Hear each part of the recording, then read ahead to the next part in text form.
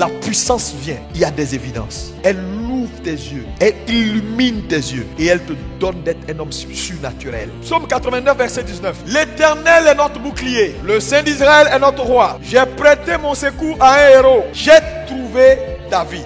Il y a un point, je l'ai oint de mon huile sainte.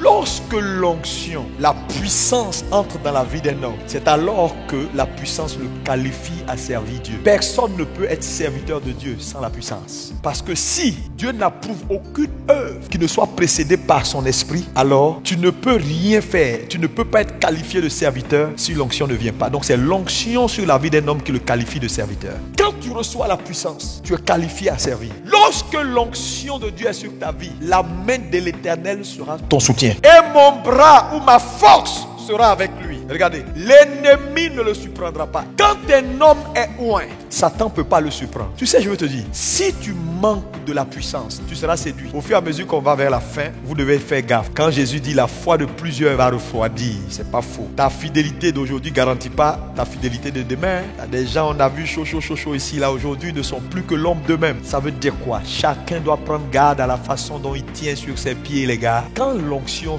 quitte ta vie, c'est la séduction. Là où l'onction, la puissance demeure, Satan ne peut pas avoir accès. Parce qu'il ne s'agit pas de toi, il s'agit de la puissance. C'est la puissance de Dieu dans ta vie qui te fait un chemin, qui combat. La puissance de Dieu sur la vie d'un croyant, c'est comme un bouclier antimissile. Parce que permanemment, il y a des missiles qui arrivent pour infiltrer ton système. Et ces missiles-là ne s'arrêtent jamais. Mais à un moment donné, si tu es bouclier antimissile, sur la capacité, la puissance de Dieu demande, Satan va infiltrer ton système. Satan a peur des hommes. Ouais. Il n'a pas peur des chrétiens. Les chrétiens en ont plein. Les petits chrétiens en ont plein. Dans nos églises, partout. Mais les hommes, ouais, Satan a peur d'eux. Le méchant ne va pas t'opprimer. Il dit que quand tu es ouais, non seulement Satan ne peut pas infiltrer ton système, tu ne seras pas séduit. Deux, il dit, lui Dieu, il va écraser tes adversaires. Parce que l'onction est comme un sceau sur l'esprit du croyant. Quand la puissance vient, frère, dans le monde spirituel, tu es identifiable. Donc, quand un homme reçoit l'onction, il est scellé. Quand il est scellé, ce n'est plus lui, c'est lui et Dieu. Parce qu'en lui, il y a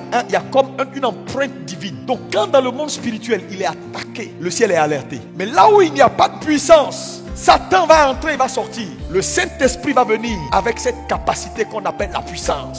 Et quand vous allez la recevoir, votre vie sera différente. Vous allez me représenter. Ça veut dire quoi? Ce qui n'a pas pu toucher Jésus ne pourra pas te toucher. Ce qui n'a pas pu vaincre Jésus ne pourra pas te vaincre. Parce que si quand tu deviens son représentant, parce que tu as reçu la capacité, alors tout ce qui a donné victoire à Jésus te donne la victoire. Il dit, il va frapper tes ennemis. Sa fidélité et sa bonté, voilà une autre évidence importante. Il dit, David est mon serviteur, il est oint. Voilà les évidences. Il dit, ma fidélité et ma bonté seront avec lui. Ça veut dire quoi? Tout ce que Dieu t'a promis, il le fera. Donc quand un croyant reçoit la puissance, il voit la fidélité de Dieu. C'est-à-dire ton langage sera, tu ne sais pas, mais quand on te parle, on te pose des questions, tu diras Dieu est fidèle. Parce que chaque jour, tu verras sa fidélité. Dieu est fidèle. Quand son sceau est sur toi, il tient parole. Sa miséricorde ne te manquera pas. Il dit, et sa force s'élèvera par mon nom. Quand tu reçois la puissance de Dieu, ta capacité augmente.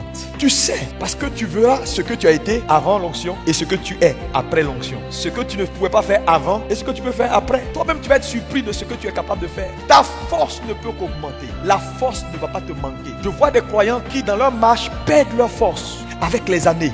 Ils étaient zélés hier, aujourd'hui ils sont moins zélés. Il y a 6 mois ils étaient très bouillants, aujourd'hui ils sont devenus l'ombre d'eux-mêmes. C'est un signal que l'onction est en train de manquer à ta vie. Quand l'onction commence à diminuer dans ta vie, tes forces vont diminuer. Tu vas commencer à être un chrétien affaibli. Et un chrétien affaibli, les conséquences on le connaît. Il venait à l'église, maintenant il vient une fois en passant. Ici il parle d'impact. Quand l'onction et la puissance est dans la vie d'un croyant, son impact devient global. Son impact dépasse, ça dit sa personne pour aller au-delà de sa personne. Et regarde aujourd'hui les chrétiens, ils n'ont aucun impact. Même dans leur propre maison, il n'y a pas d'impact. Même dans leur propre quartier, il n'y a pas d'impact. Pourquoi? Parce que la puissance manque. Quand la puissance vient, ton impact, tu irradies cette puissance. Quand Dieu te donne de l'impact, il te l'a donné. Parce que tu ne fais pas d'effort. Mais à un moment donné, pour les mêmes choses que vous tous vous faites, toi, tu es distingué. Parce que sur ce que tu fais, il y a la puissance de Dieu. Il dit à Abraham, il dit, je rendrai ton nom grand. C'est ça, avoir de l'impact. L'anonymat qui te fatigue là, c'est parce que l'onction n'est pas encore venue sur toi. Tu n'as pas de choix, tu dois avoir une vie d'impact. Parce que c'est une évidence de la présence de l'Esprit de Dieu sur ta vie. Quand les gens t'approchent, que quelque chose change dans leur vie, qu'ils deviennent meilleurs. On dit ce frère-là, il irradie quelque chose. Ta vie ne doit pas être une vie à problème.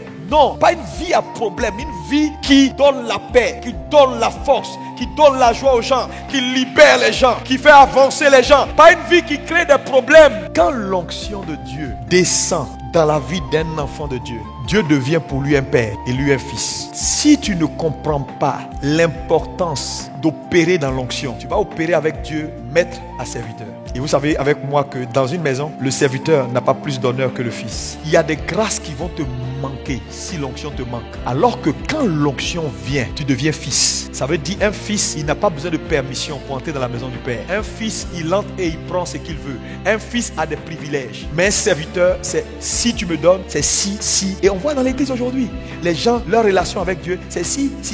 Seigneur, si tu as fait, je vais faire. Ils sont tout le temps en train de commander. Oh Dieu, Seigneur, si tu as fait, oh Dieu, je souffre, mon pied là, c'est cassé. Seigneur, mon dos, Seigneur, pitié de moi.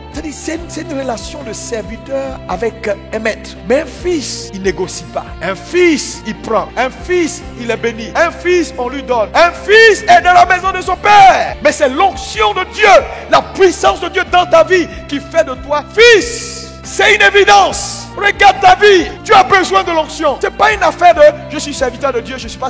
Non, tu as besoin de l'onction. Quand la puissance de Dieu est sur la vie d'un homme, la bonté de l'Éternel ne lui manque jamais. Frère, tu ne sais pas ce qu'on appelle la bonté de Dieu. Tout ce qui est difficile dans ta vie va disparaître. Si la bonté te manque, ça veut dire ton onction n'est pas au beau fixe. Parce qu'il y a des évidences. Quand l'onction est là, il y a des évidences. Dieu est bon avec toi. En temps normal, ce qu'il est en train de dire là, c'est un peu bizarre en termes d'écriture. Parce qu'une alliance, c'est deux parties. Si tu fais, je fais. C'est-à-dire, c'est ce que tu fais qui me donne droit de faire pour toi. C'est ça qu'on appelle une alliance. Quand on est dans une alliance, ce que tu fais pour moi, j'ai obligation de le faire pour toi. Mais ici, il dit, mon alliance te sera fidèle. Ça veut dire quoi? Quand l'onction de Dieu est dans la vie d'un homme, Dieu contourne même ses faiblesses pour imposer son alliance. Ça veut dire quoi? Ça veut dire que dans ta marche avec Dieu, il va arriver des moments où tu n'as pas pu faire ta part, mais par la raison de l'onction, Dieu fera. Quand tu regardes toutes ces évidences-là, tu ne peux pas te priver de la puissance. Tu ne peux pas jouer avec le Saint-Esprit. Combien de gens qui prennent des jours pour prier et parler au Saint-Esprit pour dire Seigneur, j'ai besoin que tu me oignes, j'ai besoin que ma vie soit inondée